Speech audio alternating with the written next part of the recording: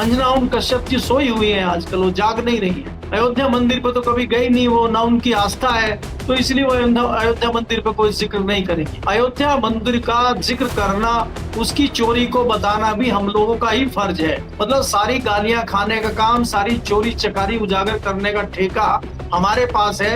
ये लोग तो अपना ब्लैक एंड व्हाइट करें और काला सफेद करें और जो है बम बम करें वहां पे, और सरकार की नीतियों को बताएं बहुत अच्छा चल रही है। नमस्कार दोस्तों, कैसे हैं आप लोग। उम्मीद है आप सभी अच्छे होंगे।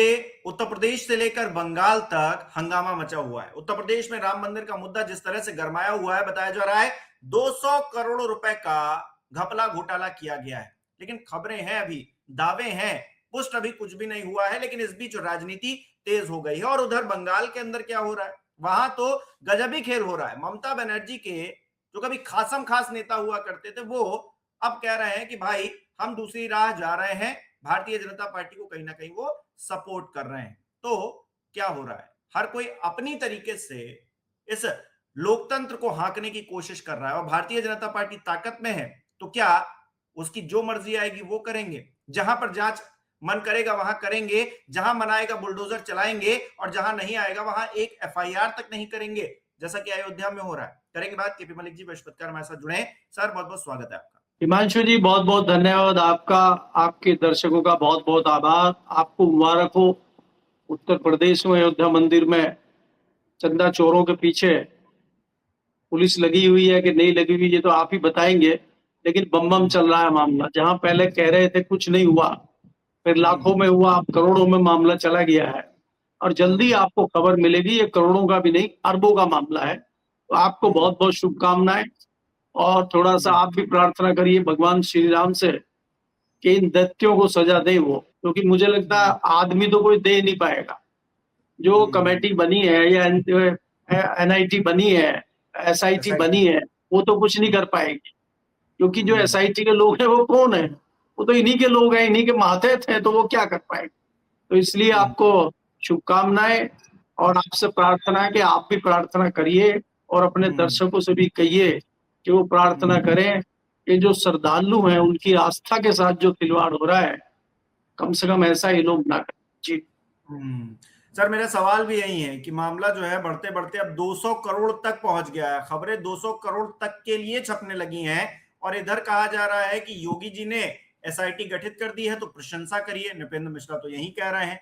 तो क्या ये वक्त प्रशंसा करने का है, या उन लोगों को सजा देने का है, या फिर इस पूरे मामले पर एक पारदर्शिता लाने का है कि हुआ क्या है, किसने किया है, क्यों हुआ है, ये बताने का है। इसमें हिमांशु अगर आप देखें, दो तीन पहलुओं से इस पे बातचीत करने का ये एक लंबा विषय है और बहुत गंभीर विषय है। इसमें ऐसा नहीं है कि कोई सामान्य तरीके से डिस्कशन कर लें।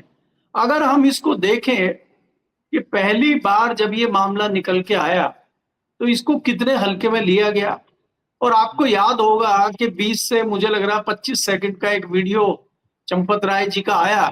उन्होंने कहा नहीं नहीं नहीं कुछ नहीं है, कुछ नहीं हुआ है, ये है वो है, र्यूमर है, फलाना है, ऐसे करके उन्होंने टाल दिया। और बाद में चीजें बढ़ी, दैनिक जागरण ने अगली बार जो है फिर लाखों का मामला छापा और उसमें कुछ रिकवरी और ये सब बताई। तो मामला जाहिर हो गया कि कुछ न कुछ है। और अब उसमें रोज नई नई कड़ियां खुल रही हैं। कल दैनिक भास्कर ने पूरा जो है इस पे विस्तार से पूरा एक लेख छापा है, पूरी खबर छापी है, पूरा इन्वेस्टिगेशन छापा है।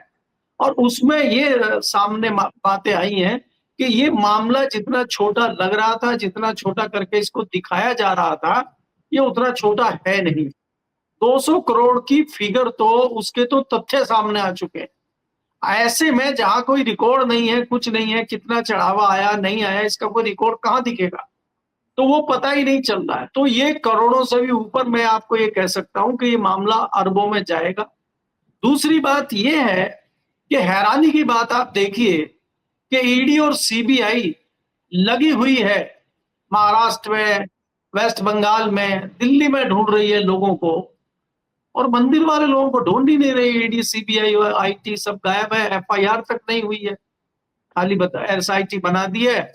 और हमारे जो आजकल जो असली व्यक्ति एक ही हैं इसमें, जो हमारे मिश्रा जी हैं महामहिम, और अपने बेटे को वो एमएलसी भी बना चुके हैं, और मठाधीश बन के असली वो बैठे हैं अयोध्या मंदिर में, वो कह रहे हैं अरे भाई आपको तारीफ करनी, वो खुद तो तारीफ कर ही रहे हैं, मुस्कुरा रहे हैं, वो मीडिया को भी कह रहे हैं कि भाई तारीफ करिए, देखिए कितनी जल्दी जो है सरकार ने एसआईटी गठित कर दी है और उसमें वरिष्ठ अधिकारियों को रखा गया है, आपको तारीफ करनी चाहिए।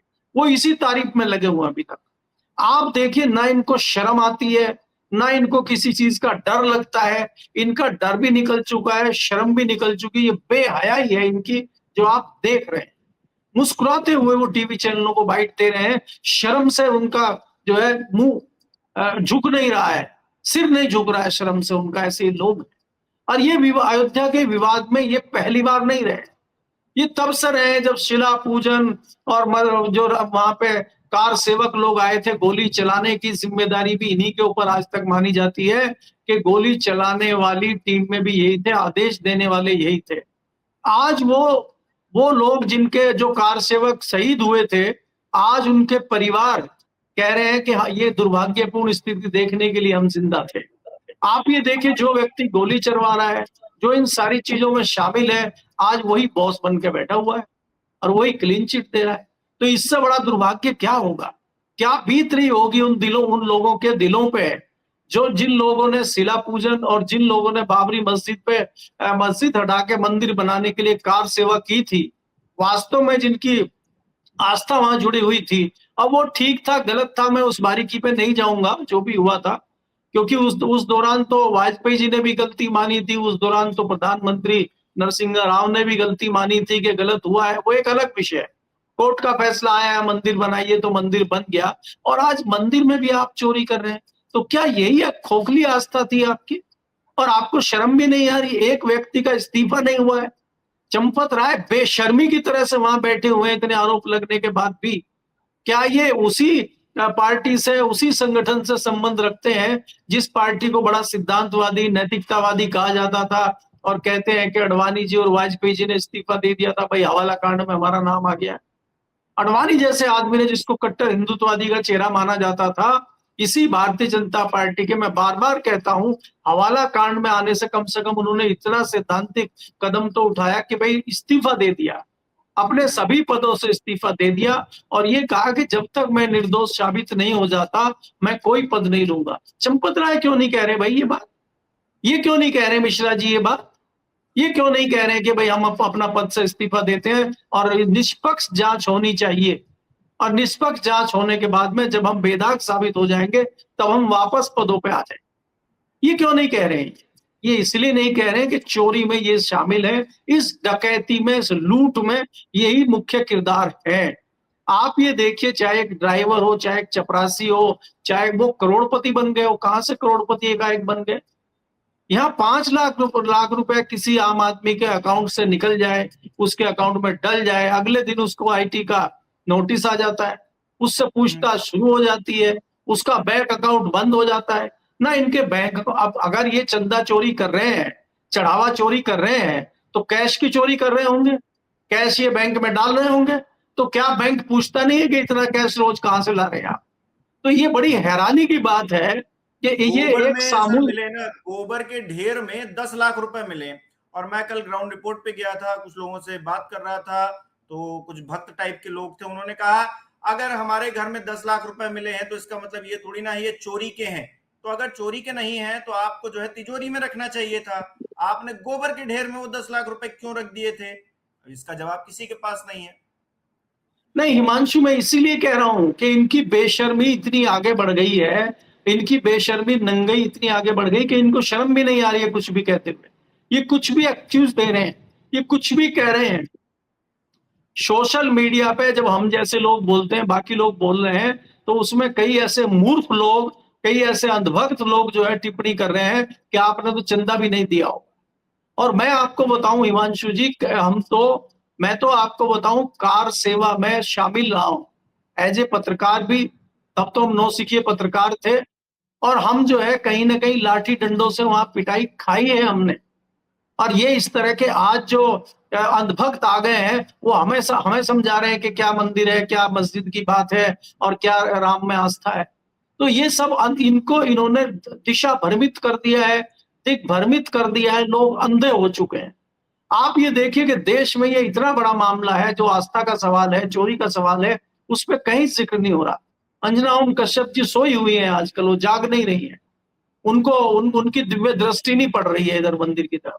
बाकी जो दूसरे नहीं, वो तो बता ब्लैक रही एंड थी ना, व्हाइट वाले ईरान लोग, ईरान में रोटी लोन पर बट रही है, ये बता रही थी।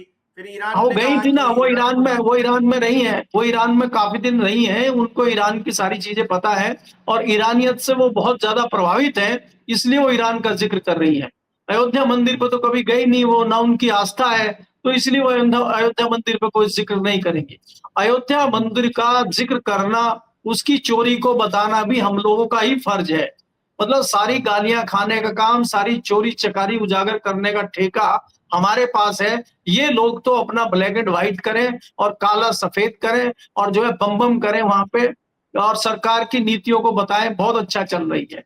अब आप बताइए कि ये ढूंढ ढूंढ के ला रहे हैं कि मोदी जी का ब्रह्मा मास्टर स्ट्रोक आ गया है। यही मोदी जी थे जब दो भारतीय नागरिकों की हत्या इटली ने की थी और इटली को माफी मांगा, जब तक इटली ने माफी नहीं मांग ली, जब तक कंपनसेशन नहीं दे दिया, तब तक छोड़ा नहीं गया था। भारत के 3 नागरिक मारे गए हैं और हमारे यहां से कोई कुछ बोल ही नहीं रहा है। सोचिए, हम उल्टा तारीफ कर रहे हैं अमेरिका, रे भाई अमेरिका हमारा दोस्त है, हमारा दोस्त कौन सा दोस्त है?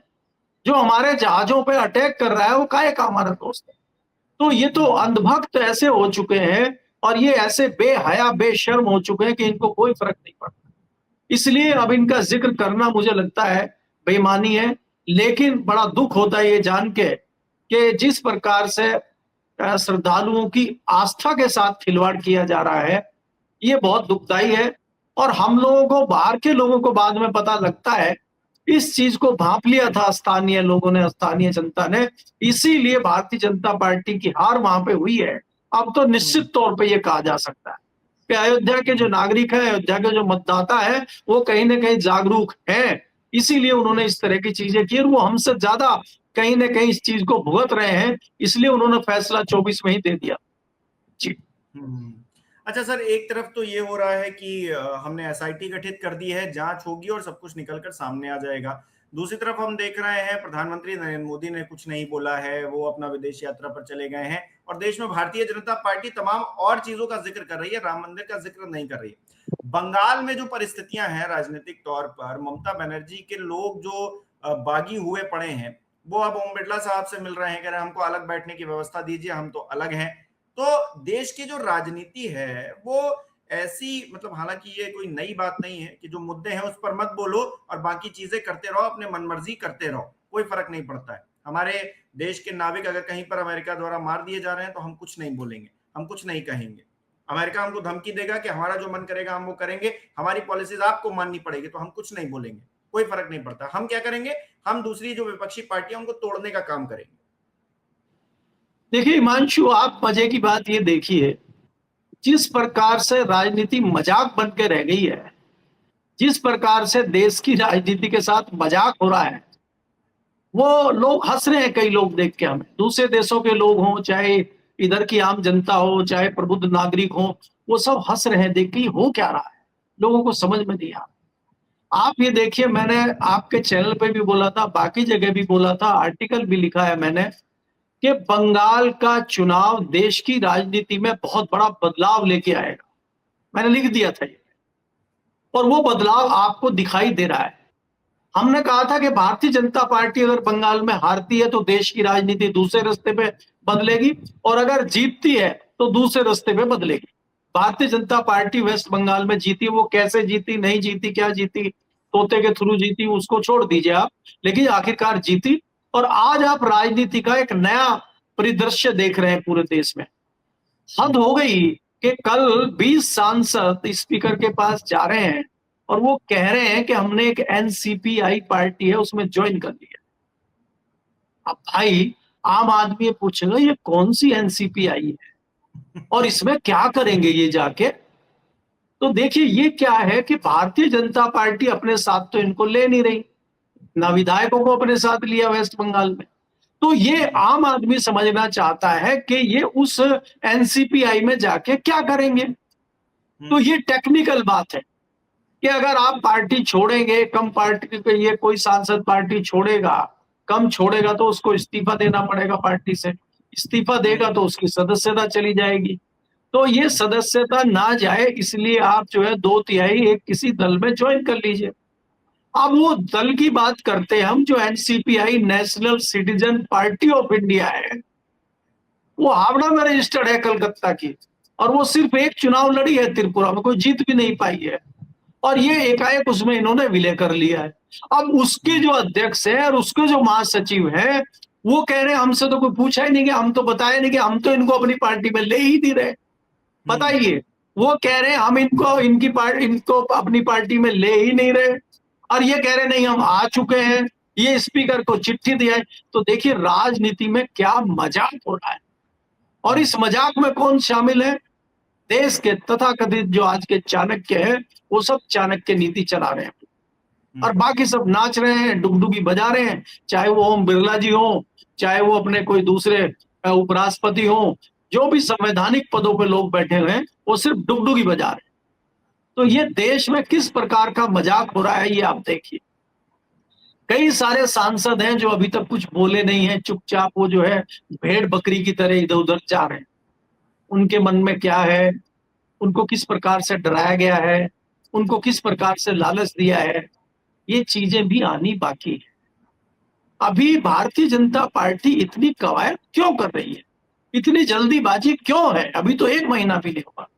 इसका कारण ये है कि भारतीय जनता पार्टी कहीं ना कहीं डरी हुई है कि कहीं उसकी केंद्र की जो सत्ता है उसके ऊपर कोई विपत्ति ना आ जाए, जिस प्रकार विपक्ष एकजुट होता हुआ नजर आ रहा है। दूसरा क्या है, ये जल्दबाजी में वही परिसीमन बिल वापस लाना चाहते हैं, और अगर वो परिसीमन बिल हाउस में पास हो जाता है तो फिर ये नई रणनीति पे काम करेंगे, और विपक्ष का मतलब ही खत्म हो जाएगा, फिर विपक्ष बचेगा ही नहीं। इस तरह की इनकी कई सारी योजनाएं हैं जिसके लिए ये इस तरह की चीजें कर रहे हैं। अब चाहे महाराष्ट्र की शिवसेना हो, उसमें जो बचे कुछ है उनको तोड़ने की बात करो, चाहे तमिलनाडु की जो पार्टी है उसको तोड़ने की बात करें, डीएमके को, उसके कुछ सांसदों को तोड़ने की बात कर लो, नीतीश कुमार को तोड़ना हो उसको तोड़ लो, आंध्र प्रदेश वाले जो रेड्डी साहब हैं उनको तोड़ना हो तो उनको तोड़ लो। तो तोड़ ताड़ का सब बराबर करो। यहाँ कोई सिद्धांत, कोई सिस्टम, कोई कानून बचा नहीं है। ये देश में सियासी मजाक चल रहा है, और मजाक के पीछे आप ये देखिए कि जो सिद्धांत, थोड़े बहुत सिद्धांतवादी लोग हैं राजनीति में, वो चुपचाप अपने घर बैठे हो। अब आप व्याख्या करें, अगर हम, चाहे वो आपकी शियानी घोष हो, चाहे राघव चड्ढा हो, देश के राजनेता तो आप यही बने हुए आजकल। कितनी बड़ी इनकी मानसिकता है, कितनी बड़े इनके सिद्धांत हैं, कितना इनका वर्चस्व है धरती पे, और कितना इनको लोग चाह रहे हैं। ये ऐसे नेता है कि केरल से लड़े वहां जीत जाए, ये वेस्ट बंगाल से लड़े वहां जीत जाए, ये कश्मीर से लड़े वहां जीत जाए, जनता इतनी बड़ी फॉलोअर है। क्या इनका 2 पैसे का अस्तित्व है? क्या चड्ढा का चड्ढा क्या बिना केजरीवाल के जीत सकता है? क्या सियोनी जो है, जो 23 साल की एक अभिनेत्री है, और किस प्रकार की अभिनेत्री है, उससे इंटरनेट भरा पड़ा है, क्या वो बिना ममता बनर्जी के आशीर्वाद के जीत सकती है? उसका अपना कोई अस्तित्व है? अगर ऐसे लोग राजनीति का फैसला करेंगे, ऐसे लोग जो है दल बदल करके इस तरह के निर्णय लेंगे, तो जनता के साथ तो मजाक होगा ही, और जनता आने वाले समय में इस चीज का बदला ले लेगी। अब जिस प्रकार से आप एक जमे हुए सियासी दल को कह रहे हैं वो खत्म हो गया है, हार गया है, बाहर निकल गया है, हमें मान लेना चाहिए कि 40 से 45% वोट उसको मिला है, और जमीन पे आज भी उसका असर है।